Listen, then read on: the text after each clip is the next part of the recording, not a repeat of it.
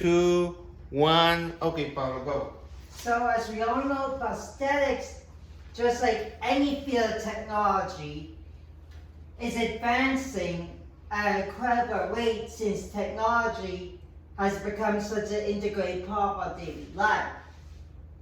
By using, and because this also has to do with the amount of wounded veterans, the amount of amputees, that's another driving force behind the progression of the technology that drives prosthetics.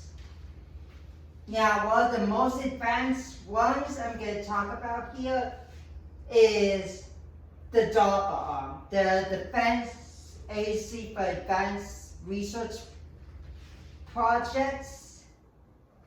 That's how I remember the name. I'm not sure if I pronounced it correctly, but that's how I remember the name. So this arm uses myoelectric current, which basically means you still have to have signals going to that nerve tissue or muscle tissue that remains in the part of the arm that wasn't amputated. What does this mean? It means there needs to be something planted into that arm in order to encourage those nerves and muscle tissue to send signals. So then a piece of metal fabricated especially for this prosthetic is implanted into the arm, and the nerves and muscle tissue remaining through surgery is modified to work with this new system.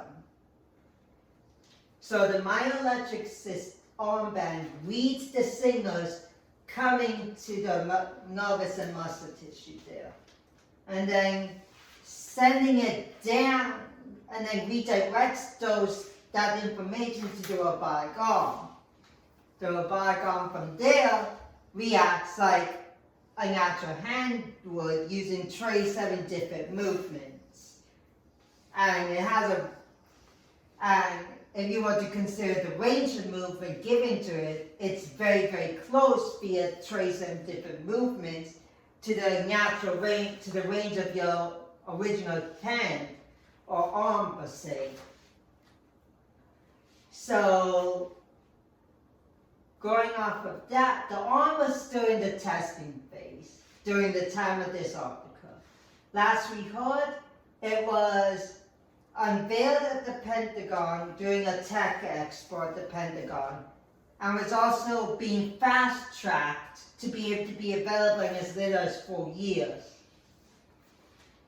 So, there's also a prosthetic hand itself. Now this, from what I understand, depends that the person's hand was what was amputated, not instead the whole arm or half of the arm per se. As this is screwed, as this uses SEO neuromuscular implant system, which is basically 2 titanium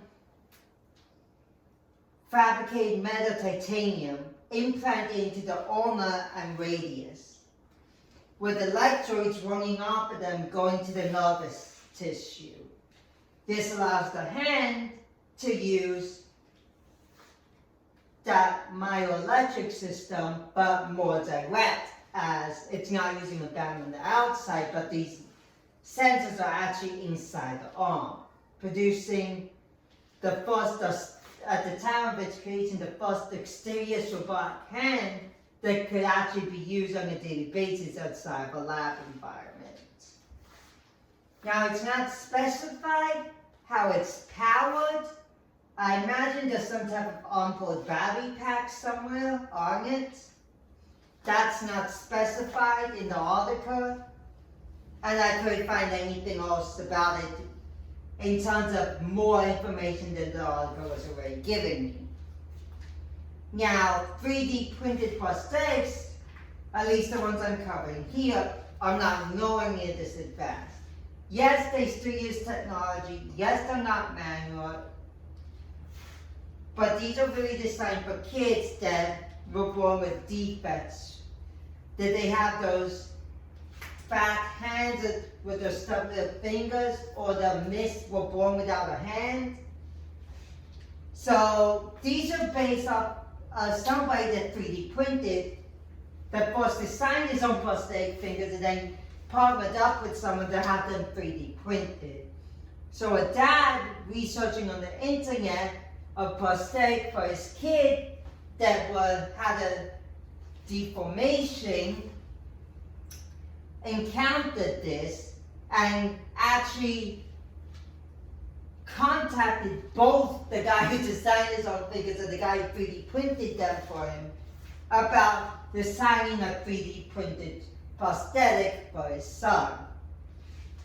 So from there, that's where this 3D printing concept for prosthetics really started from. Now, of course, there are more advanced 3D printed prosthetics than the ones I'm covering here, but those are not really covered in articles at the moment, or at least at the time. Not even to this day did I find articles. I found YouTube videos on the more advanced 3D printed prosthetics, but no articles actually going detailing into how they are printed, how they are put together, and how they actually read the signals from the person determining what to do. So going from there,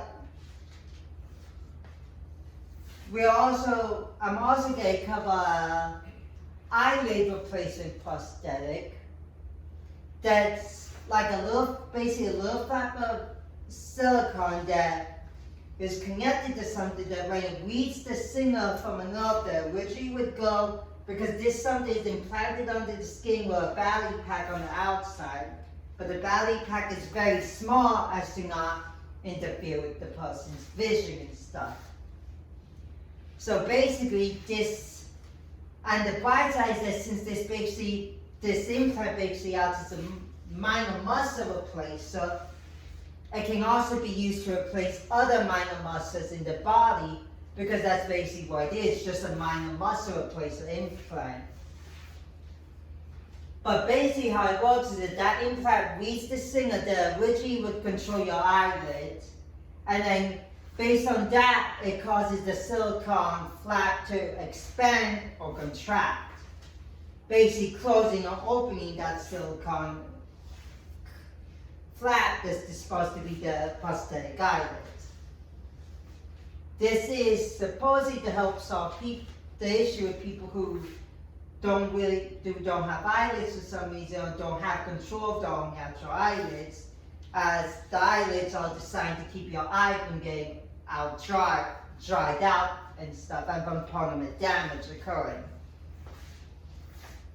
There was a secondary use for it, possibly, was something that I don't think the original creators even thought about, but in this article, apparently the guy who wrote the article knew a bit about this implant, and when he got into the guts of it, that's when he realized, hold on, there's another side to this.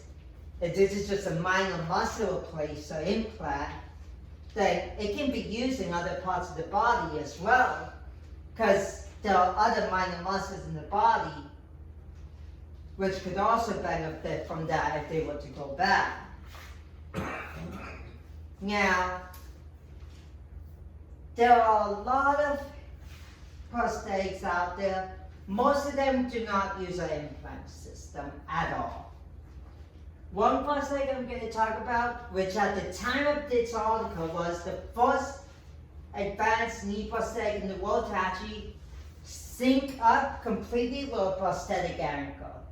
It was powered, which meant it required less energy from the user to be used, because it had its own power source. And it meant it would be being dragged behind by the user and stuff. So because it synced to a prosthetic ankle, it gave a more natural gait than, let's say, a prosthetic knee and ankle, where the prosthetic ankle was powered, but then the prosthetic knee did sync up with that. So it wouldn't matter if the prosthetic ankle was powered, the knee did not keep up. this prosthetic aimed to fix that. It was still in the testing phase during the time of this article, but it was hoped to be available soon for people. The DARPA arm, as I mentioned before, is really aimed more towards veterans who are coming back from combat missing an arm or part of an arm. It's even been tested on veterans where up to their shoulders was even amputated. Because the metal would then be implanted here in that muscle tissue that was still there, because even if you amputated the shoulder and the shoulder itself, there's still the muscle tissue, another tissue that comes directly off the chest itself. Then they just pack that back up in there. So then this implant that gives them used to that normal muscle tissue while they're just sitting there withering away. And the SEO muscular implant prosthetic that I mentioned, there's only one documented case that I know of where it was actually done and it was successful. And not just, and what I mean by successful, they actually walked and stuff. There was more that I wanted to cover, but here I'm just going to summarize it here basically.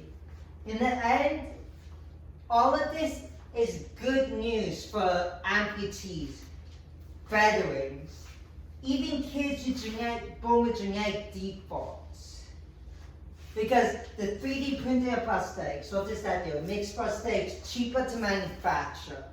Because with 3D printing, you can just take one thick sheet of metal instead of several sheets that you cut each piece out of, and layer by layer, the 3D printer builds the prosthetic out of that one thick steel plate, or titanium plate, or metal plate, whatever you're going to make the prosthetic out of.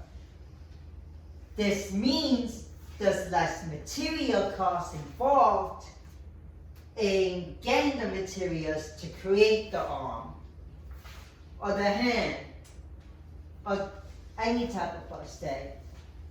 My hope is to see 3D printing become more involved with more types of prosthetics. Because 3D printing has shown that it does bring down costs because of the way it functions. So, but in the end, this is just a small example of how much prosthetic technology is advancing. And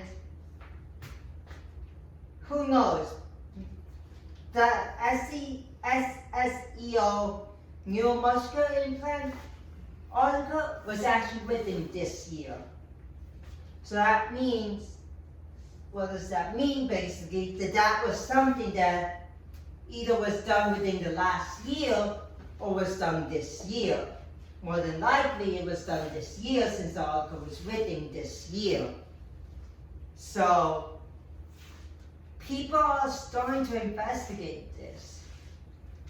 People are looking into this, and the more people become involved in this, the more people that are thinking of ways to make it cheaper without sacrificing on quality or function. So in the end, this is just a fraction of the advanced prosthetics out there. Good job. I think And that was a good job, Bob. That we complained about too the last time. I say,